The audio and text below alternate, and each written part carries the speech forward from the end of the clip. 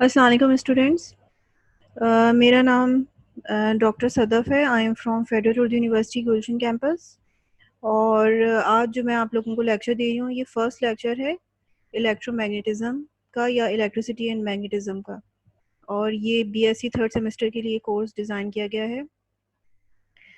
तो सबसे पहले मैं ये बताना चाह रही हूँ कि इस लेक्चर के अंदर हम लोग क्या चीज़ स्टडी करने जा रहे हैं, वो बेसिक चार्जेस के बारे में कि चार्जेस जो है वो क्या होते हैं और उनकी जो प्रॉपर्टीज़ हैं वो क्या होती हैं, और हम किसी भी जगह पे चार्जेस क्या चीज़ होते हैं, उनकी प्रॉपर्टीज़ क्या होती हैं, और अगर किसी जगह चार्जेस मौजूद हैं तो हम उनको न्यूमेरिकली किस तरीके से कैलकुलेट कर सकते हैं कि वहाँ पर कितना अमाउंट ऑफ चार्ज जो है प्रेजेंट है। तो ये तीनों चीज़ें जो है हम इस कोर्स के अंदर पढ़ेंगे।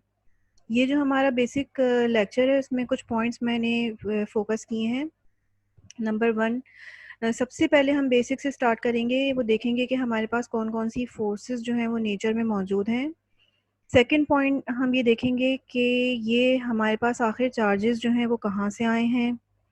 और फिर हम ये देखेंगे कि हमारी चार्जेस की जो है वो क्या क्या प्रॉपर्टीज़ होती हैं, और हम किसी भी ऑब्जेक्ट को किस तरीके से चार्ज कर सकते हैं चौथे नंबर पे।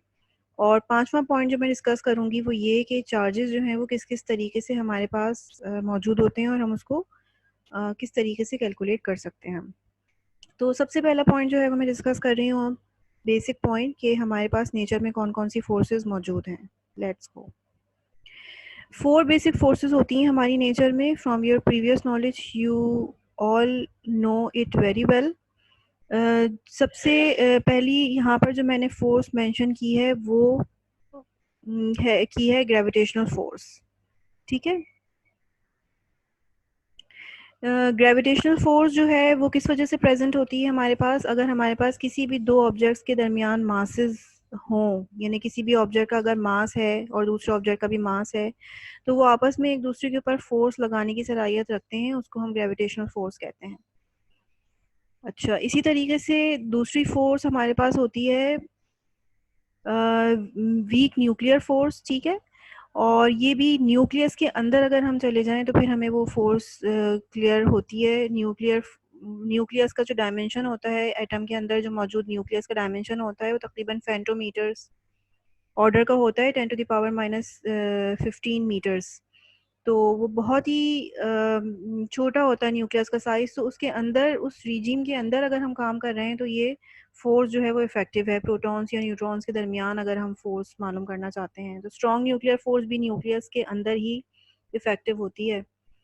अच्छा, चौथे नंबर पे हमारे पास आ जाती है इलेक्ट्रोमैग्नेटिक फोर्स। ये फोर्स किस वजह से अराइज होती है? ये फोर्स होती है चार्जेस के दरमियान। चार्जेस की वजह से ही पैदा होती है और चार्जेस के दरमियान ही होती है। तो ये बेसिकली ऐसी फोर्स है जो हमारा टॉपिक भी है, जिसको हम कवर करना चाह रहे हैं। चार्जेस के बारे में हमें जो है वो थोड़ा सा नो हाउ होनी चाहिए कि चार्जेस जो हैं वो हमारे पास कहाँ से आते हैं। सबसे पहले तो हम ये देखते हैं कि हमें इर्द गिर्द अपने यूनिवर्स में, सोलर सिस्टम के अंदर जो भी मैटर नज़र आ रहा है, वो उस मैटर की तकरीबन जो है वो तीन फॉर्म्स होती हैं। एक तो एक फॉर्म को हम कहते हैं गैस, दूसरी फॉर्म को हम कहते हैं लिक्विड, और तीसरी फॉर्म को जो है वो हम कहते हैं सॉलिड। तो इर्द गिर्द जहाँ भी कहीं हम देखें तो ये सारी की सारी तीनों फॉर्म्स हमें नज़र आती हैं, चाहे हम अपनी अर्थ पे मौजूद हों या सोलर सिस्टम में मौजूद हों या अपने घर के अंदर मौजूद हों या फिर हम यूनिवर्स में कहीं मौजूद हों। अच्छा, अब ये जो चीज़ें हमें अपने इर्द गिर्द नज़र आ रही हैं, तो इंसानों ने जो है वो इस बारे में बहुत सोचा कि अच्छा ये भाई चीज़ें आखिर किस चीज़ से मिलकर बनी होती हैं। तो इसके बारे में काफ़ी थ्योरीज पेश की गई थी। तो सबसे पहले ये कहा जाता था कि ये जो मैटर है ये चार चीज़ों से मिलकर बना है। ये fire, water, air and soil, यानी कि आग, पानी, हवा और मिट्टी। ये बहुत पहले कन्वेंशनली इसको सोचा जाता था कि ये चार चीज़ों से मिलकर बना है, लेकिन उसके बाद थोड़ी थोड़ी सी जब साइंस तरक्की करती गई तो ये थ्योरी पेश की गई कि मैटर जो है वो किसी एक ऐसी चीज़ से बना है जिसको हम एटम कह सकते हैं, और एटम्स जो हैं वो अनब्रेकेबल होते हैं और ये हमें नेकेड आई से नज़र नहीं आते। और इसी थ्योरी के मद्देनज़र रखते हुए काइनेटिक मॉलिक्यूलर थ्योरी ये बेसिकली काइनेटिक मॉलिक्यूलर थ्योरी थी। तो उसमें ही हमें बताया गया था कि ये एटम से सारी चीज़ें बनी हैं, और जो एक इम्पॉर्टेंट फीचर जो उन्होंने एटम के बारे में बताया था वो ये था कि ये जो एटम्स होते हैं ये मुस्तकिल हरकत में रहते हैं, और ये हरकत जो है वो ट्रांसलेटरी मोशन की तरह भी हो सकती है, वाइब्रेटरी मोशन की तरह भी हो सकती है, और रोटेटरी मोशन की तरह भी हो सकती है। तो ये बहुत इंपॉर्टेंट पॉइंट है कि एटम्स जो है वो हरकत में होते हैं और तीनों तरह की हरकत वो अपने अंदर रखते हैं। अच्छा, फिर उसके बाद हमें आहिस्ता-आहिस्ता पता चला कि जिस चीज़ को हम अनब्रेकेबल समझ रहे थे, यानी कि एटम को, वो ब्रेकेबल नहीं है, बल्कि हम अनब्रेकेबल नहीं है, बल्कि हम उसको ब्रेक भी कर सकते हैं। और ये जो एटम होते हैं, ये बज़ाते खुद जिन चीज़ों से मिलकर बने हैं, उसको हम क्या कहते हैं? चार्जेस। और 2 तरह के चार्जेस होते हैं, नेगेटिव एंड पॉज़िटिव। और इसका मतलब ये हुआ कि हम ये बात कह सकते हैं कि मैटर बजाय एटम, हम ये कहें कि मैटर एटम से मिलकर बना है, हम ये कह सकते हैं कि मैटर जो है, यानी कि गैस, लिक्विड, सॉलिड, ये चार्जेस से बने हैं। अच्छा, अब ये एक बात बहुत ज़्यादा इम्पोर्टेंट है कि फिर उसके बाद हमें मज़ीद और डिस्कवरी भी हमारे पास होती चली गई, और हमें ये बात पता चली कि ये जो पॉजिटिव चार्ज होता है ये एटम के सेंटर में लाई करता है, और ये जो पॉजिटिव चार्ज होता है और न्यूट्रॉन भी न्यूक्लियस के अंदर मौजूद होता है एटम के सेंटर में। ये सारे के सारे जो हैं ये क्वार्क से मिलकर बने होते हैं। और इसका मतलब ये है कि न्यूक्लियस के अंदर अगर हम घुस जाएं तो हमें फिर ये पता चलेगा कि अच्छा भाई, ये पॉजिटिव चार्जेस और न्यूट्रॉन्स भी क्वार्क से मिलकर बने होते हैं। तो ये अभी हमारी फील्ड नहीं है। अभी हमें जिस रिजीम के अंदर हमें सोचना है वो रिजीम कौन सी है, कि हम बस अभी ये सोचेंगे कि एटम जो हैं वो चार्जेस से मिलकर बने हैं, पॉजिटिव और नेगेटिव, एंड दैट्स ऑल। और हम इसी नज़रिए से हर चीज़ को देखेंगे कि अच्छा भाई, अगर मेरे पास गैस आ गई तो मैं उसको यही देखूंगी कि this gas is made up of charges, positive and negative. अगर मेरे पास लिक्विड आ गया तो मैं देखूंगी कि this liquid is made up of charges, positive and liquid negative. And solid अगर मेरे पास है तो मैं उसको इसी नज़रिए से देखूंगी कि this solid is made up of positive charges and negative charges. तो यहाँ पर इस डायग्राम के अंदर दोबारा से मैंने इसको क्लियर किया है कि जो भी हमारे पास मैटर होता है, मैटर को अगर हम माइक्रोस्कोपिकली देखें तो वो बहुत सारे एटम से मिलकर बना होता है। और एटम के अंदर बेसिकली इलेक्ट्रॉन्स होते हैं जो कि नेगेटिवली चार्ज पार्टिकल होते हैं, और सेंटर के अंदर जो है वो हमारे पास प्रोटॉन्स और न्यूट्रॉन्स मौजूद होते हैं। न्यूट्रॉन का कोई चार्ज नहीं होता, प्रोटॉन के ऊपर प्लस चार्ज होता है। और फिर अगर मज़ीद मैं प्रोटॉन या न्यूट्रॉन को ब्रेक करूं तो पता चलता है कि वो क्वार्क से मिलकर बने होते हैं। तो खैर बहरहाल अभी हम इस रिजीम के अंदर मौजूद हैं, इस रिजीम के अंदर जहां पर हम हर मैटर को इस नज़रिए से देखेंगे कि उसके अंदर इलेक्ट्रॉन्स हैं और प्रोटॉन्स हैं। अच्छा, सेकंड पॉइंट जो मैं डिस्कस करना चाह रही थी वो ये डिस्कस करना चाह रही थी कि अब हमें पता चल गया कि ये तमाम के तमाम कायनात के अंदर जो मैटर मौजूद है वो चार्जेस से बना है। तो आखिर इन चार्जेस की क्या-क्या खुसूसियात होती हैं, इनकी क्या-क्या प्रॉपर्टीज़ होती हैं?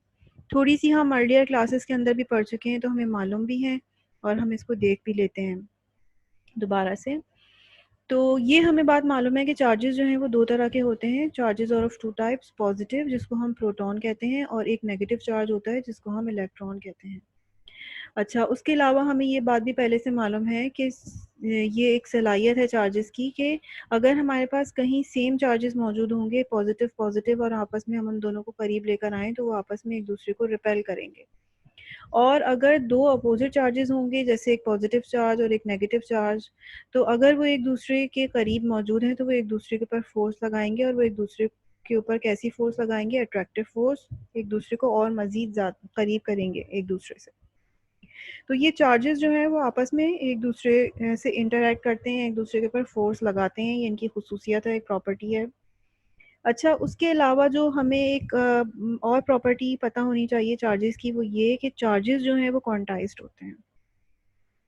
इस क्वांटाइजेशन का क्या मतलब होता है?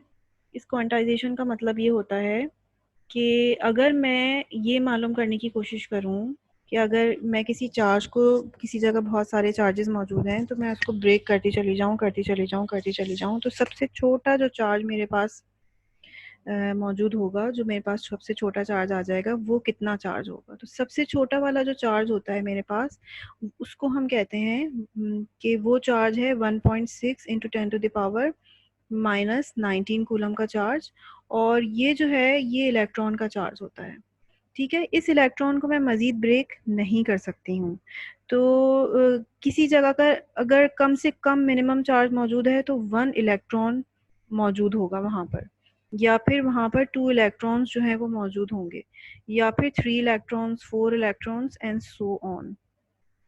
तो इसका मतलब ये होता है क्वांटाइजेशन का कि चार्जेस जो हैं वो इंटीजर नंबर के अंदर मौजूद हैं। किसी जगह पे ऐसा नहीं होगा कि 2.5 चार्ज रखा हुआ हो, या 3.5 चार्ज रखा हुआ हो, या आधा चार्ज रखा हुआ हो। चार्जेस जो हैं वो क्वांटाइज्ड होते हैं, और सबसे छोटा चार्ज जो होता है वो होता है 1 इलेक्ट्रॉन का चार्ज।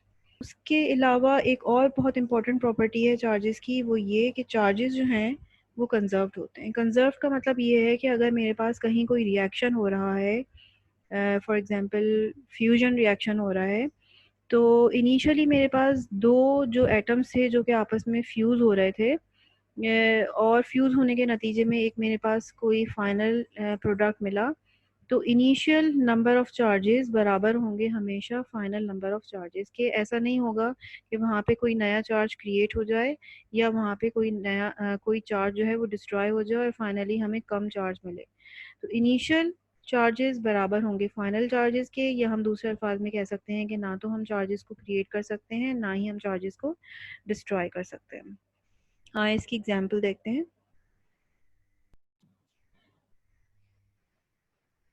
यहाँ पर मैंने एक इक्वेशन लिखी है। इनिशियली ये ड्यूट्रियम एटम है, और ये भी मेरे पास एक ड्यूट्रियम एटम है। ड्यूट्रियम एटम जो है वो ड्यूट्रियम एटम के अंदर यहाँ पर मैंने लिखा हुआ है कि एक प्रोटॉन होता है और एक न्यूट्रॉन होता है। ये बेसिकली हाइड्रोजन का ही आइसोटोप है। तो दो ड्यूट्रियम एटम्स जो हैं वो आपस में कंबाइन हो रहे हैं। तो इसका मतलब ये हुआ कि अगर मैं देखूं तो इसके अंदर भी एक प्रोटॉन और एक न्यूट्रॉन है, और इसके अंदर भी एक प्रोटॉन और एक न्यूट्रॉन है। तो इनिशियली मेरे पास यहाँ पर कितने प्रोटॉन्स हो गए, एक प्रोटॉन इसका और एक प्रोटॉन इसका, दो प्रोटॉन्स जो है वो मेरे पास यहाँ पर मौजूद हैं। और जब मैं इन दोनों को आपस में डिफ्यूज़ करूँगी, फ्यूज़ करूँगी, फ्यूजन रिएक्शन होगा, तो उसके नतीजे में मेरे पास एक हाइड्रोजन का एक नया एटम मिलेगा, जिसको मैं ट्राइटियम कहती हूँ। ये भी हाइड्रोजन का आइसोटोप है। इसमें एक प्रोटॉन होता है और उसके अंदर दो न्यूट्रॉन्स होते हैं।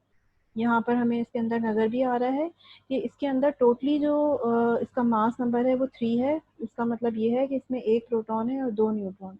तो अगर मैं सिर्फ ये देखूं कि अच्छा भाई दो हाइड्रोजन के आइसोटोप मिलके एक नया एक हाइड्रोजन बना रहे हैं, ट्राइट्रियम जिसको हम कहते हैं, तो उसमें तो भाई सिर्फ एक ही प्रोटॉन है। जबकि इनिशियली इन दोनों के अंदर अगर मैं देखूं तो टोटल मेरे दो पॉजिटिव चार्जेस थे। तो इसका मतलब ये हुआ कि यहाँ पर चार्जेस जो है वो बैलेंस नहीं है। लेकिन नेचर के अंदर हमेशा कंजर्वेशन जो है वो पाई जाती है, कंजर्वेशन ऑफ चार्जेस पाए जाते हैं। तो इस रिएक्शन के अंदर ऑब्जर्व किया गया कि नहीं, अगर ट्राइट्रियम बन रहा है तो according to the law of conservation of charges एक प्रोटॉन भी हमें साथ में मिलेगा, एक पॉजिटिव चार्ज भी हमें साथ में मिलेगा, ताकि हमारे जो चार्जेस हैं, फाइनल नंबर ऑफ चार्जेस वो बराबर रहें। एक प्रोटॉन पॉजिटिव चार्ज इसके अंदर और एक अलग से प्रोटॉन फ्री हमें मिलेगा, उसका भी एक पॉजिटिव चार्ज। तो दो पॉजिटिव चार्ज फाइनल हो गए फाइनली, और इनिशियली भी दो पॉजिटिव चार्जेस हमारे पास हो गए। तो ये मतलब होता है चार्जेस कंजर्व होने का। अच्छा, एक चीज़ और भी ये कि हमें यूनिट पता होना चाहिए कि चार्जेस का जो यूनिट है वो क्या होता है। चार्जेस का जो यूनिट होता है वो होता है कूलम। चार्जेस की मकदार को हम किस यूनिट के अंदर नापते हैं, कूलम हम कहते हैं। और मिनिमम जो इलेक्ट्रॉन का चार्ज होता है वो होता है 1.6 इंटू 10⁻⁻19 कूलम। उसको हम ई से रिप्रेजेंट करते हैं, ठीक है, स्मॉल ई से रिप्रेजेंट करते हैं। तो ये चीज़ भी जो है वो ज़रूर हमें याद रखनी है, और ये बार बार हमें इसकी ज़रूरत पड़ती है, तो ये नहीं है कि इसको भूल जाएं। अच्छा, नेक्स्ट आ जाते हैं कि अच्छा, अब जब हमें ये पता चल गया कि तमाम के तमाम जो मैटर है वो चार्जेस एटम से बना है, एटम्स जो हैं वो चार्जेस से बने हैं, तो और चार्जेस की हमने प्रॉपर्टी भी देख ली कि अच्छा भाई चार्जेस तो इतने काम के हैं कि वो आपस में एक दूसरे के ऊपर फोर्स एक्सर्ट कर सकते हैं, एक दूसरे के साथ में इंटरैक्ट करते हैं, एक दूसरे को धक्का भी दे सकते हैं, रिपल्जन भी कर सकते हैं और एक दूसरे को खींच भी सकते हैं यानी अट्रैक्ट भी कर सकते हैं। तो क्यों ना हम ऐसी डिवाइसेस बनाएं जिनमें हम जिनको बना के जिनमें चार्जेस को स्टोर करके हम फ़ायदा उठा सकें। तो अब हम जो है वो गैसेस और लिक्विड की बात नहीं करते। हमारे इर्द-गिर्द जितनी भी डिवाइसेस होती हैं ज़्यादातर सॉलिड मटेरियल की बनी हुई होती हैं। तो हम सबसे पहले उनको देखते हैं कि अच्छा भाई हम उन्हीं के अंदर किस तरीके से चार्जेस को स्टोर कर सकते हैं। तो सॉलिड मटेरियल्स के अंदर हम 2 तरीके से क्लासिफ़ाई करते हैं अपने मटेरियल्स को। मिसाल के तौर पे यहाँ पे हमें नज़र भी आ रहा है कि 2 तरह से मटेरियल्स बने हुए हैं। एक को हम कहते हैं कंडक्टर और दूसरे को हम कहते हैं इंसुलेटर। और इस कंडक्टर के अंदर ये जो ग्रे बॉल्स हैं ये एटम्स को शो कर रही हैं और जबकि ये जो रेड बॉल्स यहाँ पर नज़र आ रही हैं ये इलेक्ट्रॉन्स को शो कर रही हैं। तो अगर मैं किसी भी सॉलिड कंडक्टर को देखूं गौर से तो मुझे नज़र आएगा कि वो एटम से मिलकर बने हैं, एटम्स के अंदर इलेक्ट्रॉन्स होते हैं और वो ये इलेक्ट्रॉन्स जो हैं वो फ्री हैं। यहाँ पर देखें लिखा हुआ है फ्री इलेक्ट्रॉन्स और इस एटम से वो बाहर आ गए हैं और वो सॉलिड मटेरियल के अंदर फ्रीली मूव कर रहे हैं। जबकि अपने पीछे जो है उन्होंने एक आयन छोड़ दिया है जिसको हम आयन कहते हैं। तो वो फिक्स्ड होता है, वो फ्रीली मूव नहीं कर सकता किसी भी जगह पर। सिर्फ़ और सिर्फ़ ये जो इलेक्ट्रॉन्स हैं ये आराम से घूम फिर सकते हैं इस पूरे के पूरे मटेरियल के अंदर। अच्छा, दूसरी तरह का मटेरियल जिसको हम इंसुलेटर कहते हैं और उसकी हम डेफिनेशन ये पढ़ते हैं कि इंसुलेटर वो मटेरियल्स होते हैं जिसमें आसानी से करंट पास नहीं होता। तो क्यों नहीं करंट आसानी से पास होता? अगर मैं किसी भी सॉलिड मटेरियल के अंदर चली जाऊँ, यहाँ पर देखिए मुझे नज़र आ रहा है कि ये एटम है। एटम ये पूरा के पूरा एटम है। इस एटम के अंदर इलेक्ट्रॉन्स भी मौजूद हैं और सेंटर में कहीं यकीनन पॉजिटिव चार्जेस भी होंगे। तो ये जो इलेक्ट्रॉन्स हैं ये फ्री नहीं है बल्कि ये दूसरे वाले एटम्स के साथ में बाउंड हुए हुए हैं। ये इलेक्ट्रॉन्स जो हैं वो अपने इस एटम के साथ में भी बाउंड हुए हुए हैं। तो अगर इलेक्ट्रॉन्स जो हैं वो बाउंड हुए हुए हों अपने न्यूक्लियस के साथ में और वो मटेरियल के अंदर इधर-उधर जैसे ये देखें इधर-उधर कहीं हरकत नहीं कर सक रहे हैं आसानी से, फ्रीली मूव नहीं कर सक रहे हैं, तो ऐसे मटेरियल को जो है वो हम इंसुलेटर कहते हैं। तो यही वजह है कि हम जब भी डेफिनेशन देते हैं कि वाटर कंडक्टर्स तो हम ये डिफाइन करते हैं कि कंडक्टर वो मटेरियल होते हैं जिसके अंदर करंट आसानी से पास हो जाता है और इंसुलेटर वो मटेरियल होते हैं जिसमें करंट आसानी से पास नहीं होता। तो यही वजह होती है कि कंडक्टर में आसानी से पास इसलिए हो जाता है करंट क्योंकि उसके अंदर चार्जेस जो है वो इजीली मूव कर सकते हैं, दैट्स वाई। और इंसुलेटर के अंदर फ्री चार्जेस होते ही नहीं हैं तो वो हरकत भी नहीं करते हैं, तो इस वजह से इसके अंदर करंट आसानी से पास नहीं होता। अच्छा, ये बहुत ज़्यादा इम्पोर्टेंट पॉइंट है जो हमें ज़हन में रखना है। जब हमें पता चल गया कि कंडक्टर का ये फ़ीचर है कि उसके अंदर चार्जेस हरकत कर सकते हैं और इंसुलेटर का ये फ़ीचर है कि उसके अंदर चार्जेस हरकत नहीं कर सकते हैं, तो हमें इस बात को ज़हन में रखना होगा कि अगर हम आगे आने वाले वक़्त में जब हम पढ़ेंगे कि अच्छा हमने किसी कंडक्टर को चार्ज किया है, तो जब भी हम ये देखेंगे कि जब भी हम किसी कंडक्टर को चार्ज करेंगे तो उसकी क्या ख़ुसूसियत होगी? उसकी ख़ुसूसियत ये होगी कि अगर हम किसी भी कंडक्टर को चार्ज करेंगे तो उसके अंदर जितना भी चार्ज मौजूद होगा, वो सारा के सारा हरकत करता हुआ बाहर की सरफेस के ऊपर आ जाएगा। क्योंकि वो आसानी से मूव कर सकते हैं और वो सेम चार्ज रखते हैं, या तो नेगेटिव चार्ज रखेंगे या पॉजिटिव चार्ज रखेंगे तो वो आसानी से हरकत कर सकते हैं, एक आपस में एक दूसरे को रिपेल करते हैं, तो रिपेल करने के नतीजे में वो खुले-खुले जमा हो जाएँगे आउटर सरफेस के ऊपर। और जबकि ये जो इंसुलेटर होता है, इंसुलेटर के अंदर चार्जेस हरकत नहीं कर सकते हैं आसानी से। तो अगर हम जब भी किसी इंसुलेटर को चार्ज करेंगे तो हमें इस बात को ज़हन में रखना होगा कि कहीं भी अगर इंसुलेटर को चार्ज किया जाता है, तो चार्ज जो है वो या तो अगर हम उसकी सरफेस को चार्ज कर रहे हैं तो सरफेस पे ही चार्ज बैठा रहेगा। तो इसके अंदर चार्ज जो है वो सरफेस के ऊपर भी मौजूद हो सकता है और सरफेस के बाहर भी मौजूद हो सकता है। तो ये फ़र्क होता है कंडक्टर के अंदर और इंसुलेटर के अंदर। तो हम जब भी कहीं ऐसी डिवाइस बनाएँगे, जहाँ पर हम चार्जेस को स्टोर कर रहे होंगे, तो हमें ये पता होना चाहिए कि ये चार्ज जिस चार्ज स्टोरिंग डिवाइस जो हम बना रहे हैं ये कंडक्टर की बनी हुई है या इंसुलेटर की बनी हुई है। अगर कंडक्टर की बनी हुई होगी तो हम फ़ौरन समझ जाएंगे कि अच्छा भाई इसके अंदर चार्ज खुद ब खुद सरफेस के ऊपर आ जाएगा, इसके इंटीरियर में कोई चार्ज नहीं होगा। जबकि सॉलिड इंसुलेटर जो होता है उसके इंटीरियर में भी चार्ज हो सकता है और सरफेस पे भी हर जगह उसके चार्ज हो सकता है। अच्छा, अब सबसे पहले ये देखते हैं हम कि हम किस तरीके से किसी भी कंडक्टर को या इंसुलेटर को चार्ज कर सकते हैं। तो 2-3 मेथड होते हैं इसके किसी भी कंडक्टर को या इंसुलेटर को चार्ज करने के। और सबसे पहला मेथड जो मैंने यहाँ पर लिखा है वो है नंबर 1 बाय फ्रिक्शन। यानी अगर हम 2 चीज़ों को आपस में रगड़ें तो चार्ज प्रोड्यूस हो जाएगा।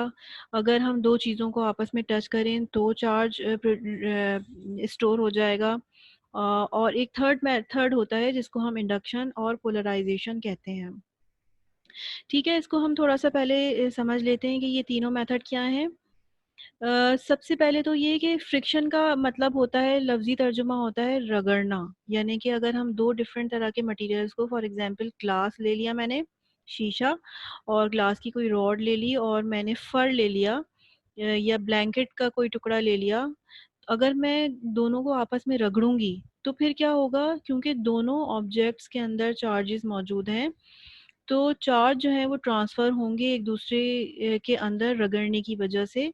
और जो अच्छा कंडक्टर होगा इन दोनों में से, ये बहुत इंपॉर्टेंट पॉइंट है जो आपको ज़हन में रखना है। जब भी हम 2 ऑब्जेक्ट्स को रगड़ते हैं आपस में, तो जो उन दोनों में कंपैरेटिवली अच्छा कंडक्टर होता है, इलेक्ट्रॉन उसके अंदर चले जाते हैं और वो नेगेटिवली चार्ज बन जाता है। और जो दूसरा उसके मुकाबले में इतना अच्छा कंडक्टर नहीं होता, वो पॉज़िटिवली चार्ज बन जाता है। ठीक है, तो बाज़ दफ़ा हमें चार्ज प्रोड्यूस करने के लिए 2 चीज़ों को रगड़ना पड़ता है। इसी तरीके से अगर हम 2 मटेरियल्स को आपस में सिर्फ़ टच भी कर लें, तो उसके नतीजे में भी चार्जेस जो हैं वो ट्रांसफ़र हो जाते हैं और एक बॉडी पॉज़िटिव चार्ज और दूसरी बॉडी नेगेटिवली चार्ज हो जाती है। अब हम इन तीनों मेथड्स को और अच्छे तरीके से समझने की कोशिश करते हैं।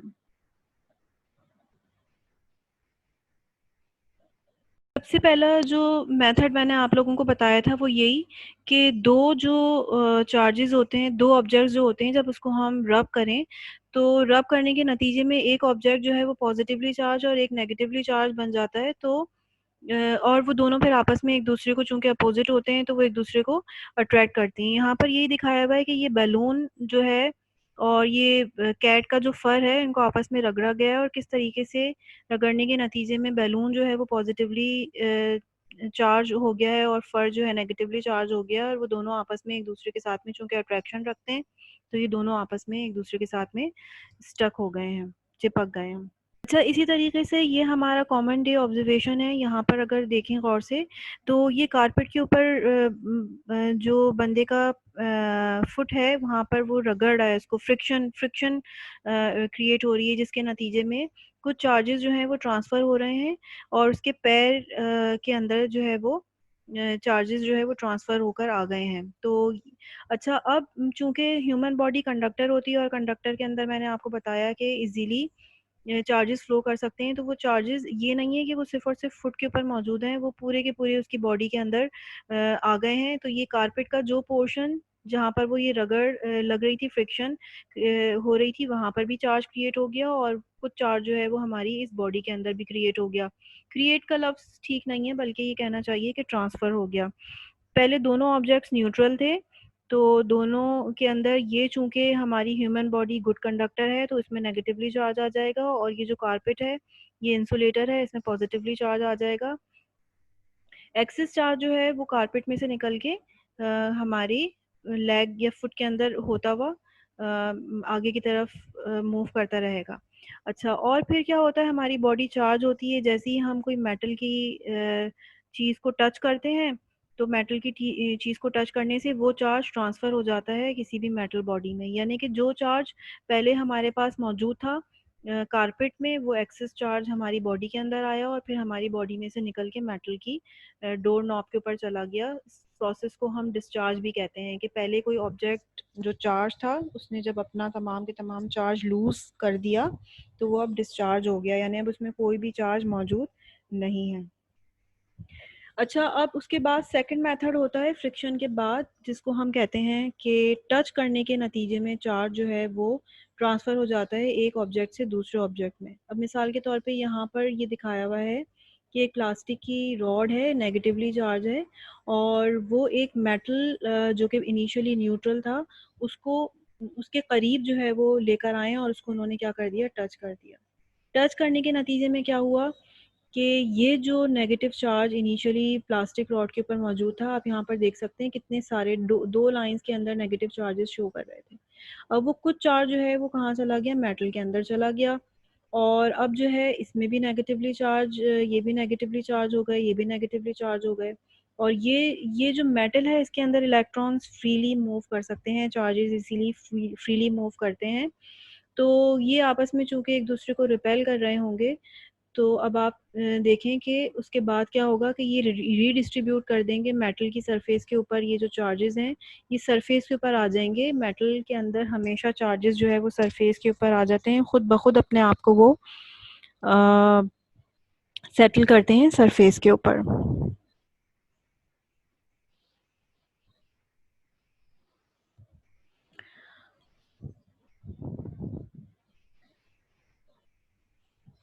ये मेथड जो कहलाता है ये कहलाता है बाय कांटेक्ट, यानी कि टच करने के साथ साथ किस तरीके से हम बॉडीज़ को चार्ज कर सकते हैं। तो सिर्फ अगर हम टच करेंगे तो भी चार्जेस ट्रांसफ़र हो जाएंगे। थर्ड मेथड है इंडक्शन, देखा देखी चार्जेस जो हैं वो दूसरे सरफेस के ऊपर अगर आ जाएं। ये दो मेटल ए और बी, और यहाँ पर जो है ये इंसुलेटिंग स्टैंड है, और अब अगर हम एक रॉड इसके करीब लेकर आएँ जो कि नेगेटिवली चार्ज हो, और हमने इन दोनों को इनिशियली टच किया हुआ है, तो टच करने से क्या होगा कि इसके अंदर, इस वाले मेटल के अंदर जो फ्री इलेक्ट्रॉन्स थे नेगेटिव, वो सारे के सारे बी मेटल में आ जाएंगे, और इसके ऊपर सिर्फ और सिर्फ जो है वो एक्सेस पॉजिटिव चार्ज बचेगा, और इसके ऊपर जितने भी नेगेटिव इलेक्ट्रॉन्स हैं वो हमारे पास मौजूद होंगे। फिर उसके बाद हम क्या करते हैं कि ये जब सारे इलेक्ट्रॉन्स ए से बी की तरफ आ जाते हैं, तो हम इन दोनों बॉडीज़ को आपस में क्या करते हैं, सेपरेट कर देते हैं।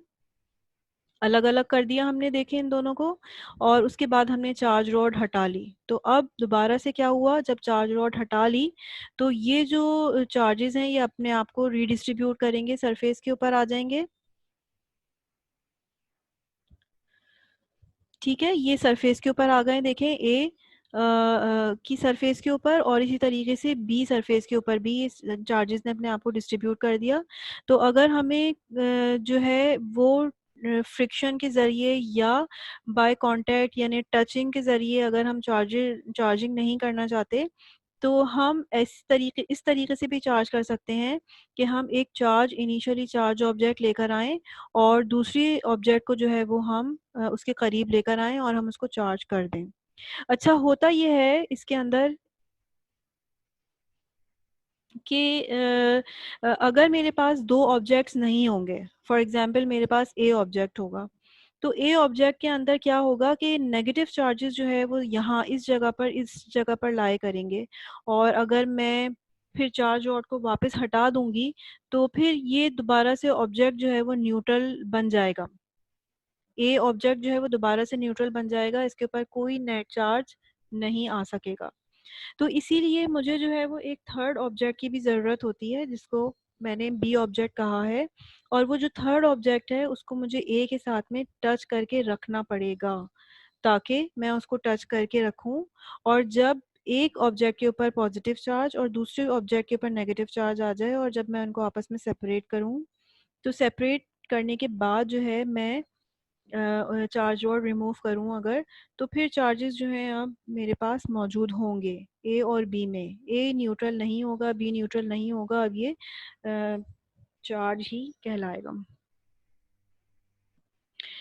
अच्छा, इसी तरीके से एक और एग्जांपल यहाँ पर हम देखते हैं। ये फिगर है, इसमें एक कंडक्टर को जो है ना वो हैंग किया हुआ है किसी फिक्स पॉइंट के साथ, और एक चार्ज रॉड मैं उसके करीब लेकर आ गई। उस चार्ज रॉड के करीब लाने की वजह से इस रॉड के ऊपर पॉजिटिव चार्जेस एक तरफ हो गए हैं और नेगेटिव चार्जेस एक तरफ हो गए हैं। अब मैं क्या करूं, मुझे तो इसको चार्ज करना है। अब मैं रॉड हटाऊंगी तो वापस ये न्यूट्रल बन जाएगा, जैसे मैंने भी आपको बताया। तो मुझे ऐसा नहीं करना है, मुझे इसको चार्ज करना है। तो मुझे जो है वो एक और ऑब्जेक्ट की ज़रूरत पड़ेगी, एक और ऑब्जेक्ट को की ज़रूरत पड़ेगी जो कि इसको टच करे। जैसे हमने पिछली एग्जांपल में देखा था कि ए और बी जो है वो आपस में एक दूसरे को टच कर रहे थे, वो दोनों मेटल स्फेयर्स थे।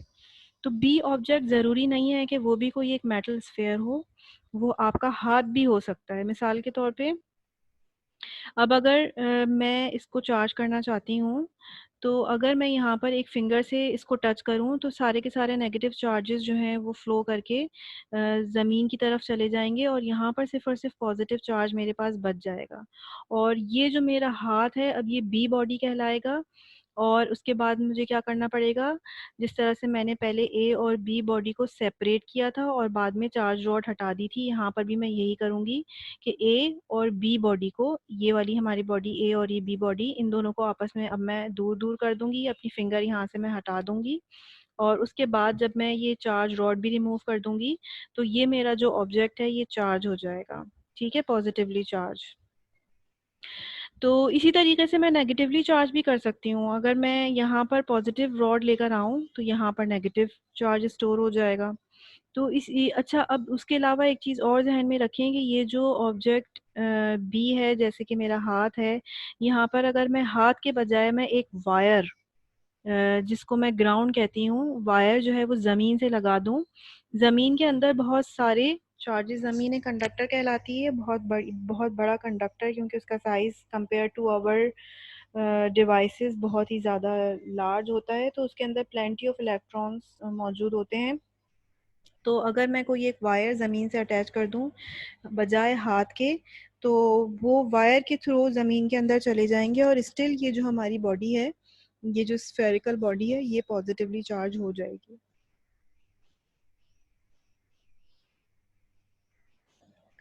ठीक है, यहाँ पर हम देख सकते हैं कि जब मैंने अपना हाथ रिमूव कर दिया तो ये पॉजिटिव हो गए। अच्छा, एक फिनोमेना उसके बाद और होता है।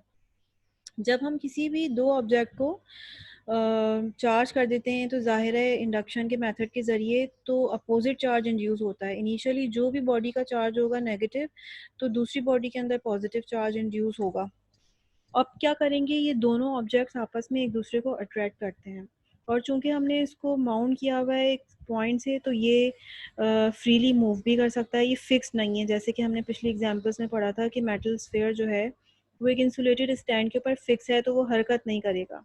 लेकिन यहाँ पर तो हमने इसको एक थ्रेड से एक पॉइंट के ऊपर हैंग किया हुआ है। चूंकि एक अपोजिटली चार्ज रॉड इसके करीब आई है, तो ये, अब ये जो चार्ज्ड स्फीयर है ये इस नेगेटिवली चार्ज बॉडी के करीब आने की कोशिश करेगा।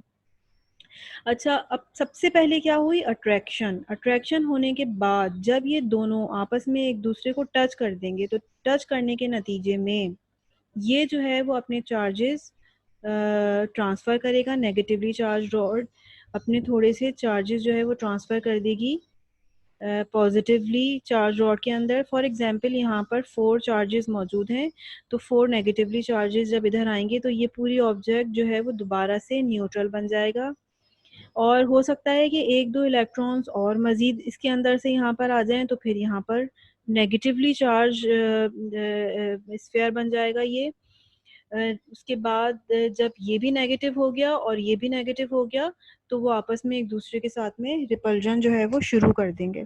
तो इस चीज़ को हम इस तरह से समझ सकते हैं कि जब भी हम इलेक्ट्रोस्टैटिक इंडक्शन का यहाँ से गौर से स्टार्ट से देखते हैं कि इनिशियली हमारे पास ऑब्जेक्ट जो था वो न्यूट्रल था। जब हमने उसको चार्ज कर दिया, चार्ज करने के नतीजे में दोनों ऑब्जेक्ट्स जो है वो अपोजिटली चार्ज हो गए। अपोजिटली चार्ज होने के बाद वो आपस में एक दूसरे को अट्रैक्ट करेंगे, एक दूसरे के करीब आएंगे। एक दूसरे के करीब आएंगे तो वो ये सबसे पहले न्यूट्रल होंगे, और उसके अलावा जो बड़ी बॉडी है जहाँ पे ज़्यादा चार्ज मौजूद है, वहाँ से न्यूट्रल बॉडी की तरफ जो है वो मज़ीद और एक्सेस चार्ज जाएगा और वो दोनों एक दूसरे की तरफ अब बजाय अट्रैक्शन रखने के वो रिपल्जन रखेंगे और एक दूसरे के साथ में रिपेल करना शुरू कर देंगे। ये प्रैक्टिकली इस तरह से होता है। ये अगर आप देखें तो अगर मैं ग्लास की डस्टिंग कर रही हूँ किसी जगह पर, मैं उसको रगड़-रगड़ के साफ़ कर रही हूँ, तो हवा में जो मौजूद डस्ट पार्टिकल्स होते हैं, उनका साइज़ बहुत छोटा होता है, वो एकदम से चिपक जाते हैं आके ग्लास के ऊपर। तो होता यही है इनिशियली कि जब रगड़ने से ग्लास जो है वो पॉज़िटिवली चार्ज हो गया लेट्स सपोज़, और जो एयर के जो मॉलिक्यूल्स हैं उनके अंदर भी चार्जेस जो हैं वो इंड्यूस हो गए। वो पहले अट्रैक्ट होते हैं ग्लास की तरफ और ग्लास की तरफ अट्रैक्ट होने के बाद फिर एकदम से जो है वो रिपेल कर जाते हैं। तो किसी-किसी जगह पर ये फिनोमेना भी होता है कि अट्रैक्शन होती है और उसके बाद एकदम से रिपल्जन जो है वो स्टार्ट हो जाती है। अच्छा, यहाँ पर इलेक्ट्रोस्टैटिक इंडक्शन का जो फिनोमेना है वो क्लाउड्स में भी देखा जाता है। क्लाउड्स के अंदर हमारे पास वाटर है, H2O हाइड्रोजन पॉजिटिव होता है और ऑक्सीजन नेगेटिव, तो नीचे की तरफ हमारे नेगेटिवली चार्जेस मौजूद होते हैं क्योंकि ऑक्सीजन हैवी है तो वो नीचे की तरफ होती है, हाइड्रोजन ऊपर की तरफ। तो इसके नीचे जितनी भी चीज़ें मौजूद होती हैं वो भी चार्ज हो जाती हैं और उसके नतीजे में जो है पॉजिटिव से नेगेटिव की तरफ स्ट्राइक होने का ख़तरा होता है। उससे बचने के लिए हम क्या करते हैं कि हम एक मेटल की जो रॉड है वो किसी भी बिल्डिंग के अंदर इंसर्ट कर देते हैं, तो अब जब भी लाइटनिंग होगी तो ये चूँकि मेटल गुड कंडक्टर होते हैं तो बादलों से पॉजिटिव चार्ज से ये जो नेगेटिवली चार्ज है यहाँ तक करंट जो है वो फ्लो करता हुआ अर्थ हो जाता है और हमारी बिल्डिंग जो है वो सेफ हो जाती है। अच्छा, ये जो इंसुलेटर्स होते हैं, इंसुलेटर्स के अंदर मैंने आप लोगों को बताया कि इलेक्ट्रॉन्स फ्रीली मूव नहीं करते, तो इंसुलेटर्स के अंदर क्या होता है कि जब भी हम कोई चार्ज रॉड इंसुलेटर के करीब लेकर आते हैं तो एटम्स के अंदर इलेक्ट्रॉन्स एक साइड पे हो जाते हैं और पॉजिटिव चार्जेस जो हैं वो एक साइड पे हो जाते हैं। अट्रैक्शन अभी भी होगी, ये अब देखें अपोजिट चार्जेस यहाँ पर आ गए हैं और ये नेगेटिव चार्जेस हैं, लेकिन इस प्रोसेस को हम कहते हैं पोलराइजेशन, ठीक है? और हम ये कहेंगे कि अच्छा भाई ये मटेरियल जो है वो अब इलेक्ट्रिकली पोलराइज्ड हो गया। इसको इलेक्ट्रोस्टैटिक इंडक्शन भी कहते हैं, या इलेक्ट्रोस्टैटिक पोलराइजेशन भी कहते हैं। पोलराइजेशन का पर्टिकुलरली लफ्ज़ इंसुलेटर्स के लिए इस्तेमाल होता है। तो 3 मेथड्स हम लोगों ने देखे कि हम 3 तरीके से किसी भी ऑब्जेक्ट को चार्ज कर सकते हैं, चाहे हम उसको रगड़ लें या हम सिर्फ टच करें या फिर हम इंडक्शन के ज़रिए जो है वो किसी भी ऑब्जेक्ट को चार्ज करें। अच्छा, उसके अलावा एक और तरीका ये होता है कि हम किसी भी जगह पर अगर फॉर एग्ज़ाम्पल मेरे पास गैस मौजूद है, तो हम अगर उसको हीट अप कर रहे हैं, तो गैस के जो एटम्स हैं वो आयनाइज़ हो जाते हैं बहुत ज़्यादा हीटिंग के नतीजे में, तो वो आयनिक फ़ॉर्म में रहते हैं। तो वहाँ पे भी हम कह सकते हैं कि हमने हीटिंग के ज़रिए जो है वो गैस को चार्ज कर दिया। जैसे सन के अंदर होता है, वहाँ पे इतना ज़्यादा टेम्परेचर है, इतनी ज़्यादा हीट एनर्जी, थर्मल एनर्जी है उसकी कि वहाँ पर मौजूद गैसेस जो हैं वो आयनिक फॉर्म में मौजूद हैं। तो एक प्रोसेस और भी होता है हीटिंग के ज़रिए किसी भी चीज़ को चार्ज करना, लेकिन ये जो तीनों मेथड मैंने अभी आपको बताए ये मोर फेमिलियर हैं मेटल्स के अंदर, इंसुलेटर्स के अंदर और मेटल्स के अंदर। अच्छा, ये चीज़ जो है वो मैंने भी आप लोगों को एक्सप्लेन भी कर दी है, उसमें बताया हुआ है कि अगर हम किसी भी ऑब्जेक्ट को पॉजिटिव और नेगेटिवली चार्ज करना चाहते हैं तो उसके किस तरह से हम कर सकते हैं। हम सबसे पहले नेगेटिवली चार्ज ऑब्जेक्ट ए के करीब लेकर आएंगे और उसके नतीजे में क्या होगा कि इसमें जो नेगेटिव इलेक्ट्रॉन्स हैं वो चले जाएंगे ऑब्जेक्ट बी के अंदर और ऑब्जेक्ट बी के अंदर जब वो जाएंगे तो सारे एक्सेस नेगेटिव चार्जेस जो है वो ऑब्जेक्ट बी के अंदर मौजूद होंगे और ए के अंदर पॉजिटिव चार्ज रह जाएगा। उसके बाद हम क्या करेंगे कि हम इन दोनों ऑब्जेक्ट्स को सेपरेट कर देंगे और उसके बाद फाइनली हम जो है वो ये वाला नेगेटिव चार्ज जो हम इनिशियली लेकर आए थे वो हम दूर कर देंगे। और फिर जब हम इन दोनों को सेपरेट करेंगे तो इसके अंदर चार्ज डिस्ट्रीब्यूशन हो जाएगी खुद ब खुद, क्योंकि ये मेटल ऑब्जेक्ट है तो मेटल ऑब्जेक्ट के अंदर चार्जेस जो है वो खुद ही सेपरेट हो जाते हैं, फ्रीली मूव कर सकते हैं। और दूसरी चीज़ जो मैंने आप लोगों को एक्सप्लेन की थी वो यही की थी कि अगर मेरे पास कोई एक मेटल ऑब्जेक्ट होता है और इनिशियली ग्लास रॉड मैं उसके करीब लेकर आ रही हूँ जो कि चार्ज है, तो उसके नतीजे में उसी ऑब्जेक्ट के अंदर पॉजिटिव चार्ज एक तरफ और नेगेटिव चार्जेस जो है वो एक तरफ हो जाते हैं। तो अब हमें यहाँ पर क्या करना पड़ता है, हम इसको टच भी कर सकते हैं नेगेटिव इलेक्ट्रॉन्स को, या हम टच करने के बजाय अगर हम कोई मेटल का वायर लगा दें तो टच करने से भी इलेक्ट्रॉन्स हमारे यहाँ से, हमारी उंगली से होते हुए ज़मीन में चले जाएंगे, या अगर मेटल का वायर लगा दें तो मेटल का वायर लगाने से भी जो है वो चार्जेस जो है वो ज़मीन की तरफ चले जाएंगे, और हमारा जो ये मेटल का स्फीयर है ये पॉजिटिवली चार्ज जो है वो बन जाएगा। और उसके बाद यानी जब हम ग्राउंड में एक्सेस चार्ज ले जाएं तो फिर उसके बाद हमें क्या करना चाहिए, ग्राउंड को हम रिमूव कर दें। ग्राउंड को रिमूव करने के बाद फाइनली हम इस चार्ज को भी हटा दें। तो ये इस तरीके से हम किसी भी ऑब्जेक्ट को चार्ज कर सकते हैं। तो 3 ऑब्जेक्ट्स की हमेशा हर हाल में हमें ज़रूरत पड़ती है। यहाँ पे भी हमने देखा कि इनिशियली कोई एक चार्ज ऑब्जेक्ट होना चाहिए और 2 बॉडीज़ होनी चाहिए। और इस जगह पे भी हमने यही देखा कि इनिशियली हमारे पास एक चार्ज रॉड है और उसके अलावा 2 बॉडीज़ हैं, एक तो ये मेटल स्फीयर और एक ये अर्थ। अर्थ को चूँकि हम उठा के इसके पास लाके टच नहीं कर सकते, हमने यहाँ पर एक मेटल का वायर लगा दिया है। तो इसका मतलब यही है कि ये वाला जो अर्थ है हमारा, ये टच हुआ है किसके साथ में, इस ऑब्जेक्ट के साथ में। तो अभी भी हमारे पास 3 ऑब्जेक्ट्स ही हैं। अच्छा, एक चीज़ जो है वो मैं आप लोगों को बताना चाह रही थी, वो ये कि एवरीडे लाइफ में जो है वो हम ये इन तीनों प्रोसेस से गुजरते हैं। तीनों प्रोसेस कौन-कौन से होते हैं? हम जो है वो फ्रिक्शन भी कर रहे होते हैं, मिसाल के तौर पे हम अपने हाथ मल रहे हैं आपस में, हम जो है वो डस्टिंग कर रहे हैं, ठीक है? तो डस्टिंग करने के नतीजे में भी हम वहाँ पर चार्ज क्रिएट कर सकते हैं। और हम कंघी कर रहे हैं, तो कंघी से क्या होता है कि हम बार-बार अपने बालों को जब कॉम्ब करते हैं, तो वहाँ पे भी एक फ्रिक्शन सा पैदा होता है। या बैलून है, बैलून को हम रब कर रहे होते हैं, तो हम डेली लाइफ में बार-बार फ्रिक्शन कहीं न कहीं अप्लाई ज़रूर कर रहे होते हैं। अच्छा, फ्रिक्शन भी अप्लाई कर रहे होते हैं, इसके अलावा हम चीज़ों को छू भी रहे होते हैं मुस्तकिल। हम पूरा दिन अपने घर में कभी ग्लास छू रहे होते हैं, कभी बर्तन छू रहे होते हैं, कभी टीवी का रिमोट छू रहे होते हैं, कभी मोबाइल हमारे हाथ में होता है। ठीक है? तो हम जो है वो कॉन्टैक्ट भी कर रहे होते हैं चीज़ों के साथ में मुस्तकिल, ठीक है? अब इन दोनों सूरतों में क्या होता है, फ्रिक्शन के नतीजे में और चीज़ों को टच करने के नतीजे में, कि हमारी जो बॉडी है, वो हमारी बॉडी जो है वो चार्ज हो जाती है। फॉर एग्ज़ाम्पल इसके ऊपर या तो पॉज़िटिव चार्ज आ जाता है या नेगेटिव चार्ज आ जाता है। लेकिन अब मिसाल के तौर पे मैंने जो है वो तौलिए से रबिंग की अपने हाथ, तौलिए से पोंछे गीले हो रहे थे मेरे हाथ, तो मेरे हाथों के ऊपर जो है वो पॉजिटिवली चार्ज आ गया। लेकिन अब होता ये है कि चूँकि ये जो मैं खड़ी हुई हूँ अर्थ के ऊपर, तो अर्थ चूँकि कंडक्टर है, इसके अंदर प्लेंटी ऑफ चार्जेस मौजूद हैं। तो जैसे ही मेरे हाथ के ऊपर पॉजिटिव चार्ज आएगा, ये जो इलेक्ट्रॉन्स हैं अर्थ से निकलकर मेरे हाथ में आ जाएँगे और इसको फ़ौरन जो है वो क्या कर देंगे, न्यूट्रल कर देंगे। तो अर्थ जो है वो क्या होती है, बेसिकली अर्थ जो होती है एक बहुत ही लार्ज रिज़र्वायर है किस चीज़ का, चार्जेस का, जहाँ पे बहुत ज़्यादा तादाद के अंदर चार्जेस मौजूद हैं। तो अगर जो है वो कोई भी ऑब्जेक्ट जो कि चार्ज है, वो अर्थ के साथ कांटेक्ट में जब भी आएगा, तो अर्थ हमेशा उसको न्यूट्रल कर देगी, वो उसको कभी भी चार्ज नहीं रहने देगी। तो हमारी डेली लाइफ में यही मुस्तकिल हो रहा होता है कि जैसे अगर हम डस्टिंग कर रहे हैं तो हम चार्ज हो गए, अगर हम कारपेट के ऊपर चल रहे हैं, थोड़ा सा फ्रिक्शन प्रोड्यूस हुआ तो हमारी बॉडी चार्ज हो जाती है। ठीक है?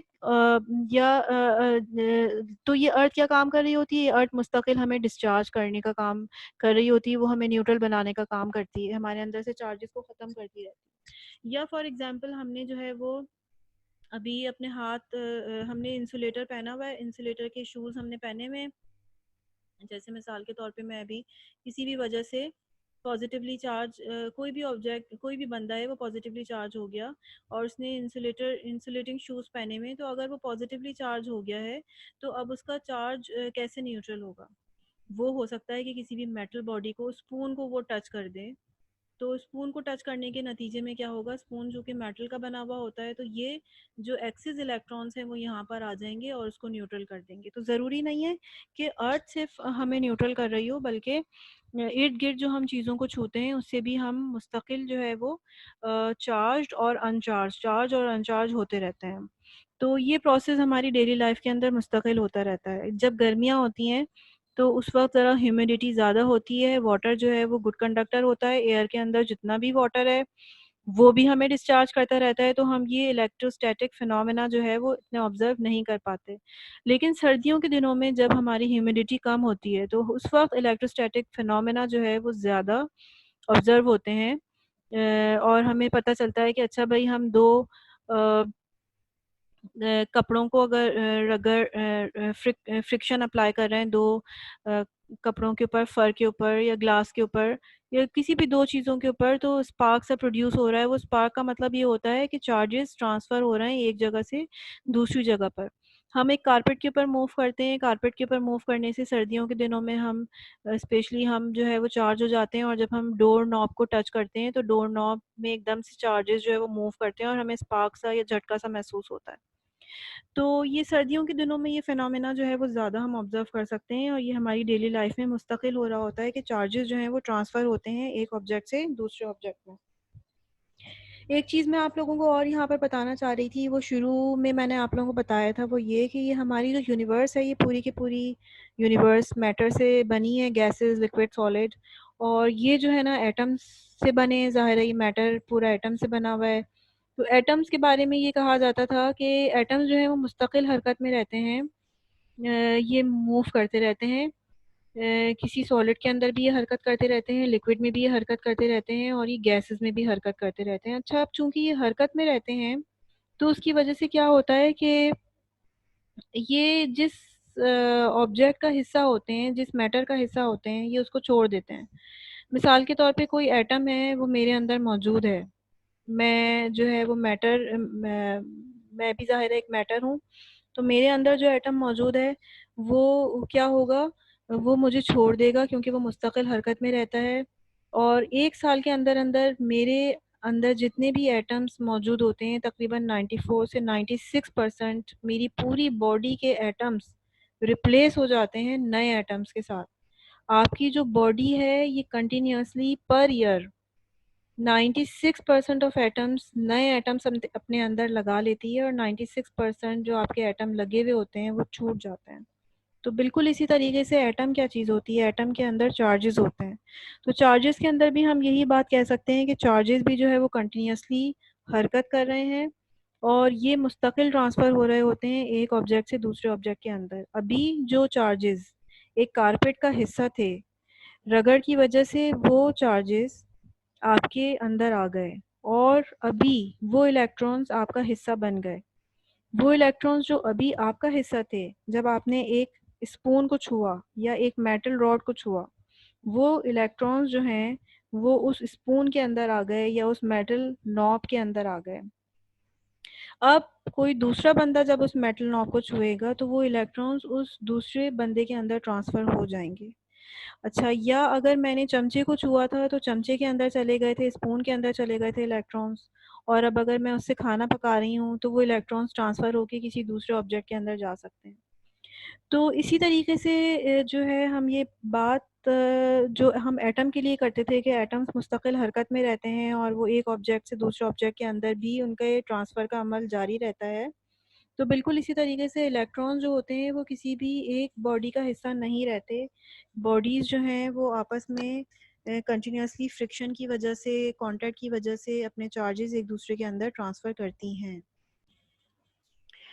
अच्छा, अब हमें जब ये बात बहुत अच्छी तरीके से समझ में आ गई कि ये तमाम के तमाम जो मैटर है ये चार्जेस से बना है, और चार्जेस 2 तरह के होते हैं, और हम किस तरीके से किसी भी ऑब्जेक्ट को चार्ज कर सकते हैं ये भी हमने देख लिया कि हम इलेक्ट्रोस्टैटिक इंडक्शन के ज़रिए, फ्रिक्शन के ज़रिए और कॉन्टैक्ट के ज़रिए जो है, टच करने के ज़रिए हम किसी भी ऑब्जेक्ट को चार्ज कर सकते हैं।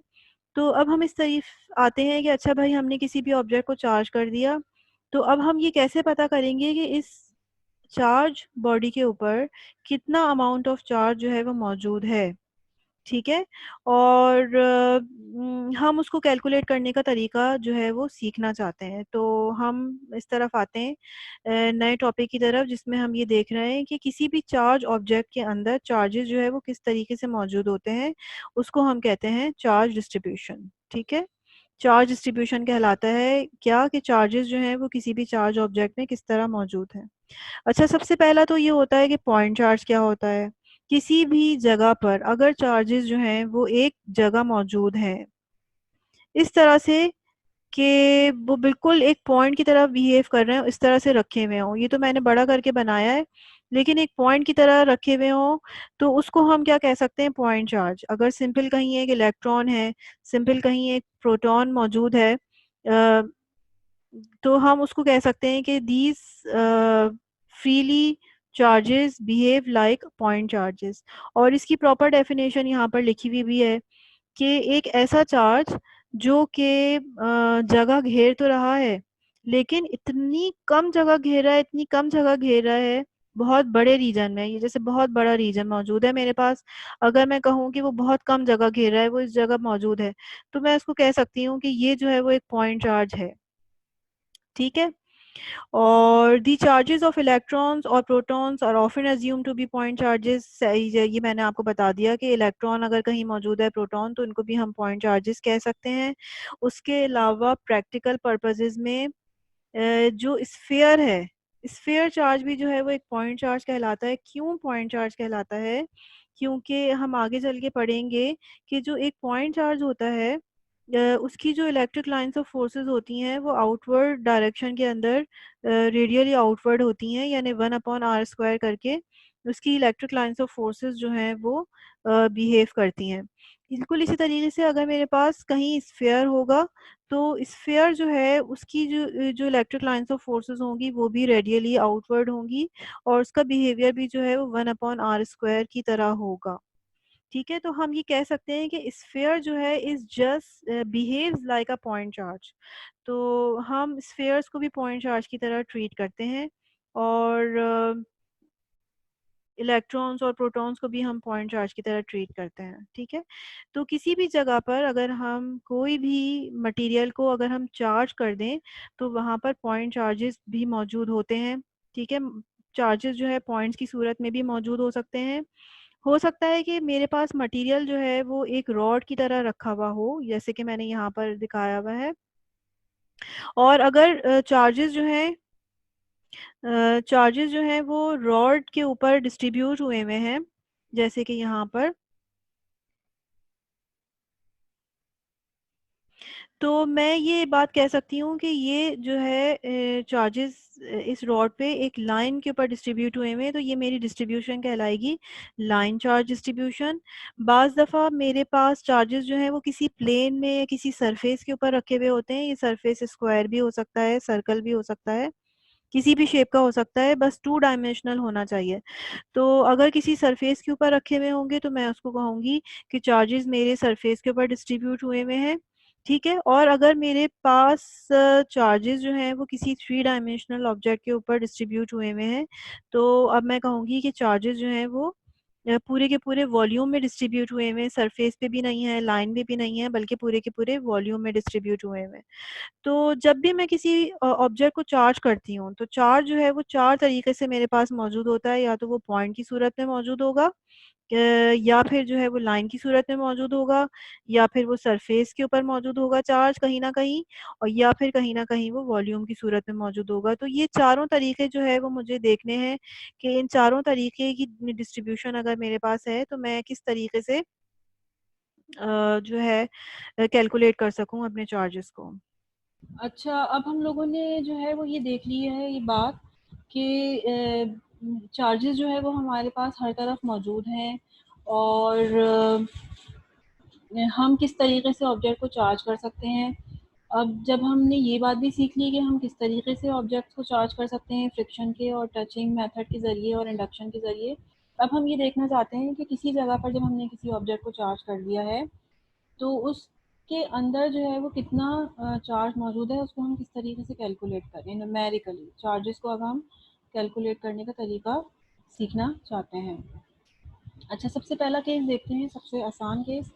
अगर हमें जो है वो कहीं भी चार्जेस गिवन होंगे, फॉर एग्जांपल इलेक्ट्रॉन। सबसे पहला केस ये है, किसी भी जगह चार्जेस मौजूद हैं और हमसे कहा जा रहा है कि आप ये बताइए कि टोटल अमाउंट ऑफ चार्ज जो है वो कितना है। चार्जेस को अमूमन स्मॉल क्यू से या कैपिटल क्यू से रिप्रेजेंट किया जाता है। अब चार्जेस किस तरह से मौजूद हैं, मिसाल के तौर पे ये एक चार्ज रखा हुआ है, यानी कि एक इलेक्ट्रॉन है। ये जो है वो एक चार्ज और है, दूसरा इलेक्ट्रॉन, ये तीसरा इलेक्ट्रॉन, ये चौथा इलेक्ट्रॉन। तो आपसे पूछा जा रहा है कि भाई ये 4 इलेक्ट्रॉन्स जो हैं वो किसी जगह पर रखे हुए हैं, what is the net charge present here in this position. तो आप सिंपली क्या करेंगे, Q is what, Q is 4 times of electronic charge which is 4 multiply by 1.6 into 10 to the power minus 19 coulomb. तो ये जो है वो बहुत आसान सी सिचुएशन है जहाँ पर हमारे पास 3 या 4 चार्जेस मौजूद होते हैं। चार्ज स्केलर क्वांटिटी है, सिंपली हम इनको ऐड अप कर सकते हैं। अच्छा, इस तरह की भी सिचुएशन हो सकती है, ये केस नंबर 1 था। ठीक है, केस नंबर 2 हम देखते हैं कि चार्जेस और किस तरीके से मौजूद हो सकते हैं। हो सकता है कि किसी जगह पर किसी रीजन के अंदर बहुत सारे चार्जेस मौजूद हों, लेकिन अब प्लस माइनस चार्जेस हैं, रैंडमली रखे हुए हैं इस पोजीशन के ऊपर। तो हमें देखना पड़ेगा कि यहाँ पर टोटल चार्जेस जो हैं वो प्लस कितने हैं और टोटल माइनस चार्जेस कितने हैं। तो आपसे पूछा जा रहा है कि यहाँ पर बताइए कि नेट चार्ज जो है वो कितना है। तो टोटल चार्जेस हम मालूम करना चाहते हैं। तो यहाँ पर हमें नज़र आ रहे हैं कि 1 2 3 4 5 6 जो है वो पॉजिटिव चार्जेस हैं, प्लस 6 इलेक्ट्रॉन पॉजिटिव चार्जेस हैं, और नेगेटिव चार्जेस कितने हैं, 1 2 3 नेगेटिव चार्जेस हैं। तो -3 हम यहाँ पर लगा देंगे और हम ये कहेंगे कि अब हमारा जो नेट चार्ज है वो कितना हो गया, 3 ई, यानी कि 3 into 1.6 into 10 to the power minus 19 coulomb. ये इसका यूनिट है, कूलम इसका यूनिट है। तो ये हमें पता चल गया कि यहाँ पर नेट चार्ज इतना है। इसी तरीके से यहाँ पे भी नेट चार्ज हमने निकाला था। तो इस तरह की ये तो बहुत सी सिंपल सी सिचुएशन है जहाँ पर हमें 4 या 5 चार्जेस गिवन होंगे, तो हम किस तरीके से कैलकुलेट कर सकते हैं चार्जेस को। अच्छा, अब मिसाल के तौर पे मेरे पास एक डिवाइस है जहाँ पर मैंने चार्ज स्टोर किया हुआ है, कोई कंडक्टर है। उसमें ऐसा तो नहीं है ना कि उसमें सिर्फ 2-3 चार्जेस जो है वो स्टोर होंगे, उसमें काफ़ी सारे चार्जेस जो है वो स्टोर हो सकते हैं। जो प्रैक्टिकल एग्जांपल है वो ये होती है कि एक चार्ज रॉड होती है हमारे पास, या एक कॉम्ब होता है, या बैलून होता है, उसके अंदर हम चार्जेस को स्टोर कर रहे होते हैं। ऐसा थोड़ी होता है कि कहीं हमारे पास सिर्फ 2 या 3 चार्जेस जो है वो मौजूद हों। तो उस सूरत में हम क्या करेंगे, उस सूरत में भी हमें चार्ज कैलकुलेट करना आना चाहिए। ठीक है, तो केस नंबर 3, तो केस नंबर 3 हमारे पास क्या है, इस केस को भी मैं नाम दे देती हूँ कि we have free point charges. ठीक है, ये हमारे पास फ्री चार्जेस हैं, फ्री चार्जेस इन स्पेस। तो हम उसको कैसे कैलकुलेट हमने किया, हमने देख लिया। और अब हम ये कह रहे हैं कि चार्जेस जो मौजूद हैं वो मौजूद हैं किसी भी कंडक्टर के अंदर। तो अब हम उसको किस तरीके से कैलकुलेट करेंगे, तो इसकी एग्जांपल देखते हैं। फॉर एग्जांपल मेरे पास जो है वो एक छोटा सा कंडक्टर है, लेट्स सपोज पेनी है। ठीक है, यानी कि जिसको मैं कहती हूँ कॉइन, और ये मेटल का बना हुआ होता है। तो मेटल के अंदर आपको पता है बहुत सारे फ्री इलेक्ट्रॉन्स जो हैं वो मौजूद होते हैं। तो अब आपसे ये कहा जा रहा है कि आप इसके अंदर टोटल नंबर ऑफ चार्जेस जो है वो निकालें। टोटल नंबर ऑफ चार्जेस जो है वो इस पेनी के अंदर आपको डिटरमाइन करने हैं कि कितने टोटल चार्जेस जो है वो मौजूद हैं। तो टोटल चार्ज जो हमारा इसके अंदर मौजूद होगा, ठीक है, पेनी के अंदर फॉर एग्जांपल ये बहुत सारे एटम्स रखे हुए हैं।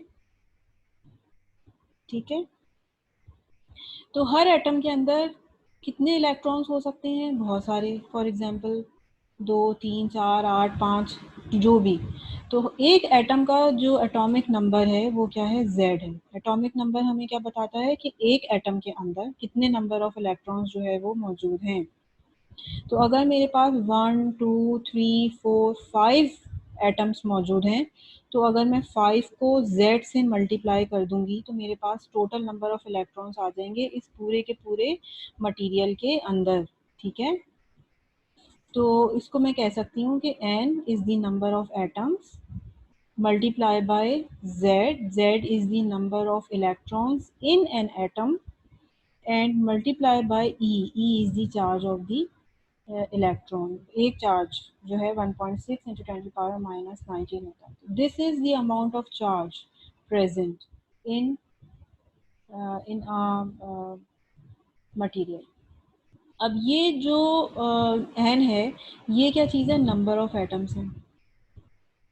ठीक है, और हमें जो है वो ये बात कैलकुलेट करनी है नाउ कि how many number of atoms are present in a material.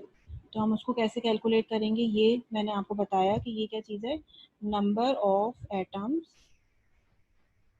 In a material. और अभी हमारे पास क्या चीज़ है, एक पेनी है,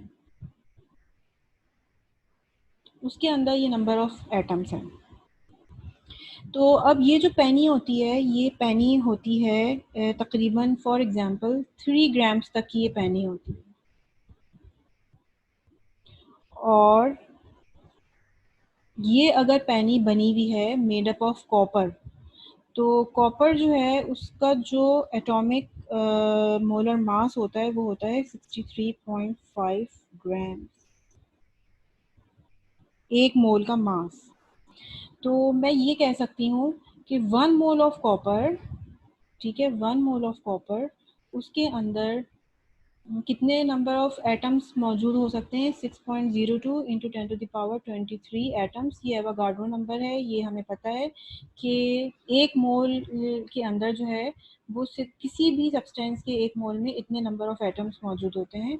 तो मैं ये बात कह सकती हूँ कि अच्छा 63.5 ग्राम्स ऑफ कॉपर के अंदर कितने एटम्स मौजूद हैं, 6.02 इंटू 10⁻23।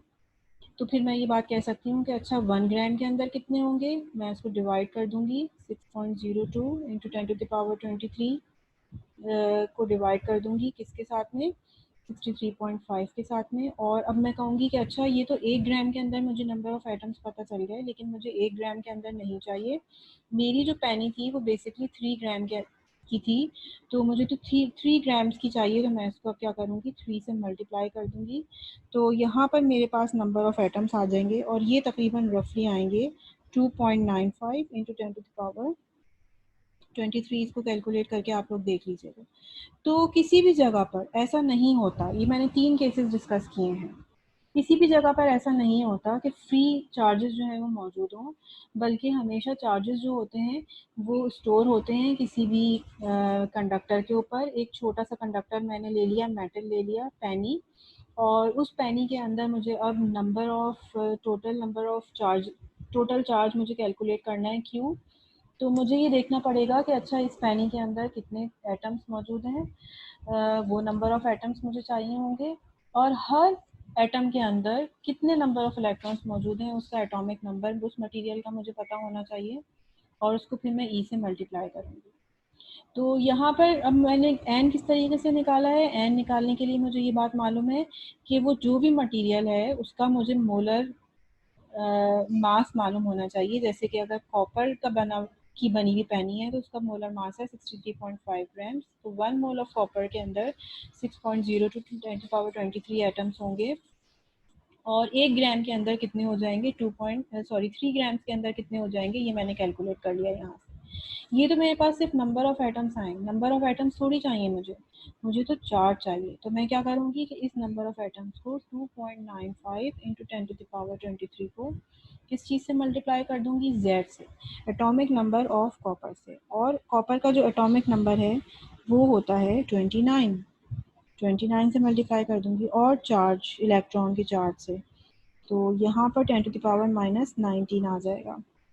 और उसके बाद मेरा आंसर यहाँ पर नेट आंसर निकलेगा, वो कितना निकलेगा, 1.37 इंटू 10⁻5 कूलम। तो इसका मतलब ये हुआ कि अगर मेरे पास कोई भी मटेरियल मौजूद है, अगर मैं उसका वेट सिर्फ पता कर लूँ, उसका वेट सिर्फ पता कर लूँ, और मैं ये पता कर लूँ कि वो किस मटेरियल से बना हुआ है, तो बाकी तो डाटा मुझे मिल ही जाता है। जो हमारे पास डाटा अवेलेबल होता है कि अच्छा भाई ये मटेरियल है तो उसका मोलर मास कितना है, तो उसका सिर्फ मास हमें पता होना चाहिए और उसका मोलर मास हमें पता होना चाहिए, बाकी हम कैलकुलेशन जो है वो खुद कर सकते हैं। अच्छा, उसके बाद नेक्स्ट आते हैं, जो मैंने आप लोगों को बताया था कि चार्जेस ज़रूरी नहीं है कि किसी जगह पे पॉइंट में पड़े हुए हों। चार्जेस जो हैं, फोर्थ केस हम पढ़ते हैं, केस नंबर 4 है ये। उसके अंदर हम ये देखते हैं कि चार्जेस जो हैं वो डिस्ट्रीब्यूट हुए हुए हैं ऑन अ लाइन। तो फिर यहाँ पर देखें, लेट्स सपोज एक लाइन के अंदर हम कहते हैं कि चार्जेस जो हैं वो डिस्ट्रीब्यूट हुए हैं। ये जो डिस्ट्रीब्यूशन जो कि अब मैं डील कर रही हूँ, इसको हम कहते हैं कंटिन्यूस डिस्ट्रीब्यूशन। इससे लास्ट एग्जांपल केस नंबर 3 भी हमारी कंटिन्यूस डिस्ट्रीब्यूशन थी, लेकिन उसको हमने बगैर इंटीग्रेशन किए मास, अगर हमें किसी भी कंडक्टर का मालूम है और हम टोटल चार्ज निकालना चाह रहे हैं, टोटल कि उसके ऊपर कितना चार्ज है उस टोटल कंडक्टर के ऊपर, तो फिर हमें सिर्फ उसका मास पता होना चाहिए, उसका मोलर मास, और वहाँ से भी हम कैलकुलेशन कर सकते हैं एवोगाड्रो नंबर के तहत। ठीक है, और उसके अलावा हम और दूसरा तरीका देख रहे हैं कि हम और किस तरीके से चार्जेस जो है वो डिटरमाइन कर सकते हैं। लेट्स सपोज ये जो है वो लेंथ एक्स एक्सिस है और ये वाई एक्सिस है, दो एक्सिस यहाँ पर मौजूद हैं। ये एक्स एक्सिस हो गया, ये वाई एक्सिस हो गया, और ये ओरिजिन है। ये जो इसकी लेंथ है, टोटल लेंथ इसकी ये है मेरे पास एल। ठीक है, और इसको जो है वो मैं कहूँगी this is small element D Q.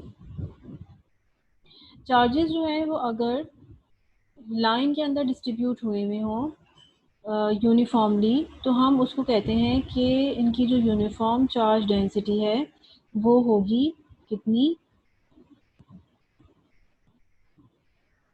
वो होगी, उसको हम रिप्रेजेंट करते हैं लैम्डा से, और लैम्डा बराबर होता है total charge on the rod. ठीक है, और total length of the rod. लेकिन अगर मैं इसको इंटीग्रल फॉर्म में मालूम करना चाहूँ, मैं एक छोटे से एलिमेंट के अंदर देखना चाहूँ कि यहाँ पर जो है वो कितना चार्ज मौजूद है, तो ये एक स्मॉल एलिमेंट होगा डी एल। ठीक है, और ये एक स्मॉल एलिमेंट होगा डी क्यू। तो इस लैम्डा को मैं इस तरीके से भी लिख सकती हूँ, d q upon D L. ठीक है, तो इसका मैं यहाँ से एक जनरल फार्मूला बना देती हूँ, और वो जनरल फार्मूला ये है कि अगर मुझे किसी भी जगह पर चार्ज मालूम करना है, जो कि चार्ज एक रॉड के ऊपर डिस्ट्रीब्यूट हुआ हुआ है, तो मैं उसको इस फार्मूले के ज़रिए जो है फाइंड आउट कर सकती हूँ। ये मेरा फार्मूला हो गया नंबर 1। और इसमें मुझे कुछ भी नहीं करना है, इसमें मुझे ये करना है कि मुझे इस डी क्यू को, यानी कि नेट चार्ज को मालूम करने के लिए मुझे क्या करना पड़ेगा, मुझे जो है जस्ट इंटीग्रेट करना पड़ेगा 0 से लेके एल तक, और ये मेरे पास आ गया डी एल। ठीक है, विच इज़ लैम्डा एल। तो यहाँ से इस तरीके से जो है मुझे कैलकुलेशन मैं यहाँ पर अपनी करती हूँ, और general amount of net charge जो है वो मैं मालूम कर सकती हूँ। बिल्कुल इसी तरीके से ऐसा हो सकता है कि चार्जेस जो हैं वो आपके बजाय किसी लाइन में डिस्ट्रीब्यूट होने के किसी सरफेस के ऊपर डिस्ट्रीब्यूट हुए हुए हों। ठीक है, ऑन अ सरफेस। तो किसी भी सरफेस के ऊपर अगर चार्ज डिस्ट्रीब्यूट हुए हुए होते हैं, तो उसकी सरफेस चार्ज डेंसिटी को, यूनिफॉर्म सरफेस चार्ज डेंसिटी को मैं सिग्मा से रिप्रेजेंट करती हूँ, और वहाँ पर मैं उसकी जो डेंसिटी का जो फॉर्मूला है वो मैं इस तरीके से लिख सकती हूँ, डी एस, डी सरफेस या डी ए। ठीक है, या मैं उसको टोटल अमाउंट अपॉन सरफेस या एरिया ए भी लिख सकती हूँ। तो अगर मुझे फॉर एग्जांपल कहीं भी चार्ज मालूम करना है, अभी ये वाला फॉर्मूला यूज़ करूँगी मैं। ठीक है, तो मैं उसको डिफाइन कर देती हूँ, d q is equal to sigma d s, और मैं ये कहती हूँ कि मेरे पास कोई स्फेयर का एक एलिमेंट मौजूद है, एक स्फेयर का एलिमेंट मौजूद है, और यहाँ पर जो है वो चार्जेस जो हैं वो रखे हुए हैं उसकी सरफेस के ऊपर। तो ये जो सरफेस है, ये रेडियल डायरेक्शन के अंदर जो सरफेस है, इस सरफेस के ऊपर आप टोटल अमाउंट ऑफ चार्ज जो है वो मालूम करें।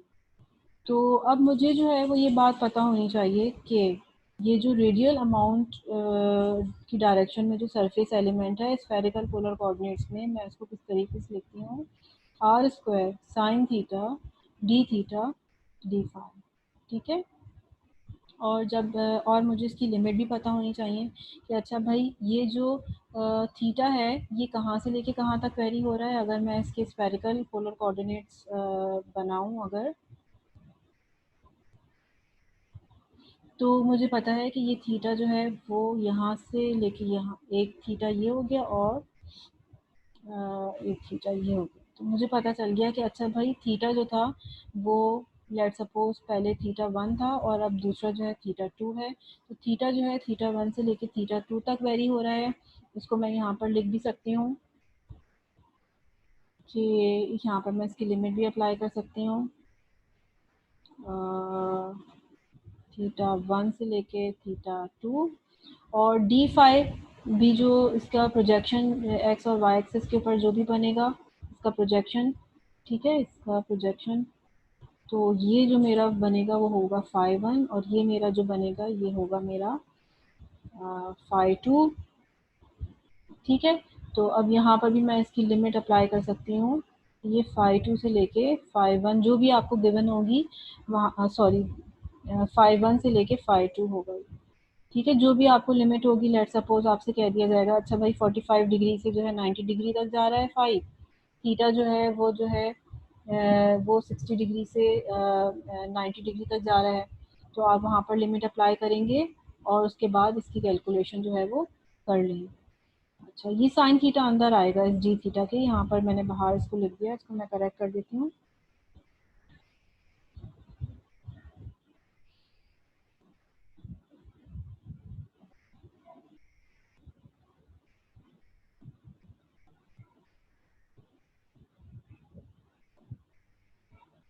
ठीक है, इंटीग्रेशन करते वक्त हमें इस बात का ध्यान रखना होगा।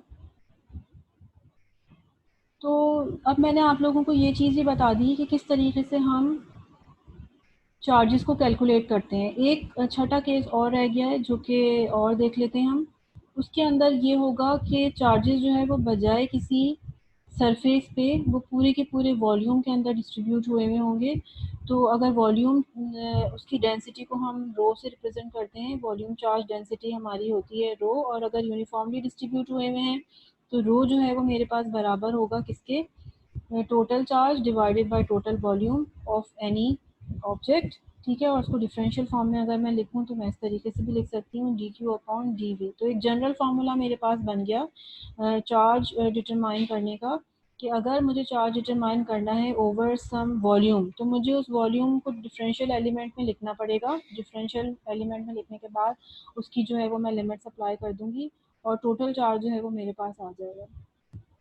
ये जो मैंने अभी आपको मेथड बताया है चार्ज मालूम करने के लिए, जो केस नंबर 4 है, 5 है और 6 है, ठीक है।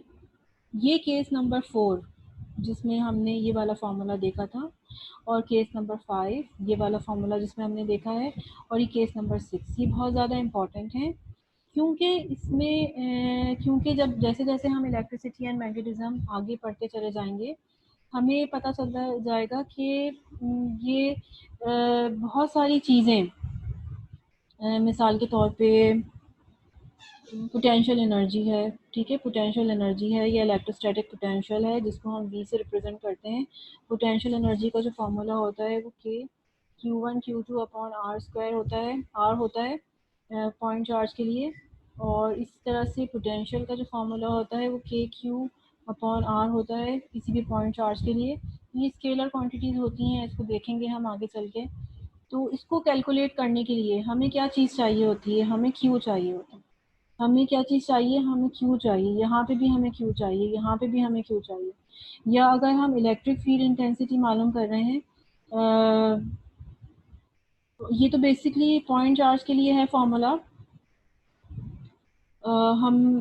हम इसको मॉडिफाई कर सकते हैं for any type of distribution, ठीक है। और उसमें फिर हम क्यू की जगह पे डी क्यू लिखेंगे, और अगर लाइन के अंदर डिस्ट्रीब्यूट हुआ हुआ है चार्ज तो फिर हम कह देंगे कि अच्छा ये जो है लाइन के अंदर डिस्ट्रीब्यूट हुए हैं चार्ज, तो अब ये जो डी क्यू बराबर होगा, डी क्यू जो है वो इसके बराबर होगा।